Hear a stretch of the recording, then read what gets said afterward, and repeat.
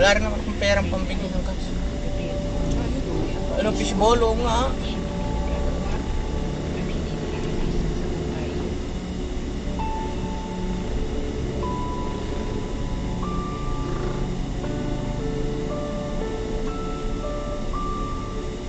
Pinapatignan ko sa'yo Santo Plus, wala pa.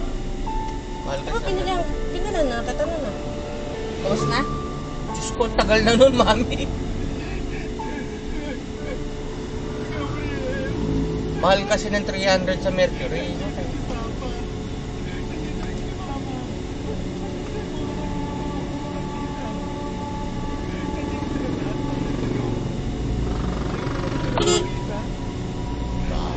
Ano ba kagahapon o kagabi? Oo. Doon, Takal Santa Rosa, alam mo yung doon sa may makabling doon. Alam mo yung traffic enforcer, not sa may ganyan, no?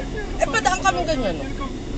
Alam mo na, Masasagasaan mo? oo, sabi niya, hindi kami, sabi ko, hindi ba naman tutanga, alam na, daan doon siya, oh. Oo, ganun yung mga yan. Oo. Naka, Ayaw pang umalis, alam na, daan yun eh. sinabi mo pa. Umupo doon sa tabi. Kanina ka ba dyan sa harap ng anak natin?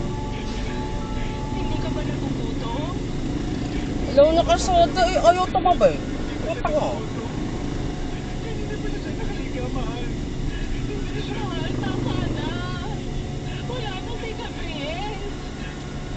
Wala na yung anak natin. Ano mo alam? Ayun siya, oh. Natutulog lang siya. Patay. Ano na, tama ka. Talaga natutulog lang siya kasi ang sakit-sakit at nakikinig sa gabi na hindi na siya matigising sa uli, mahal. Ano ba pinagsasabi mo dyan? Igising pa si Gabriel kasi marami pa siyang pangarap na tutuparin. Di ba tama si Papa na? Magiging engineer ka pa, tapos pupunta ka pa sa ibang bansa. Gagawa na pa ang mama mo ng bahay. Marami ka pang gustong gawin. Kaya huwag ka muna umalis. Pwede ba yun, ha? Huwag mo muna kaming iwanan ng mama mo. Kasi hindi pa namin kaya na wala ka. Kung naririnig tayo ng anak natin, hindi niya gugustuhin makita na nagkakaganito tayo dahil sa kanya. Nagre-reply teacher ni Wiwit sa graduation photo. Iniwan na niya tayo. Ilang araw na lang. Sabi ko, magkano na ng... Tuloy na mawawala sa ating mahal.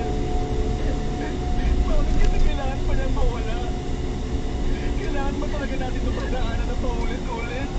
Alam ko may rason kung bakit nangyayari ito sa atin, mahal. Hindi ko na alam kung ano ba yung minsan na sinasabi mo. Kasi isa na lang yung malinaw sa akin ngayon. Sobrang sakit. Masakit pamatayan ng anak na matagal nating hiniling na makasama tapos pinawi siya agad sa atin. Napakabata pa ni Gabriel, mahal. Marami pa siyang pangarap na hindi natutupad.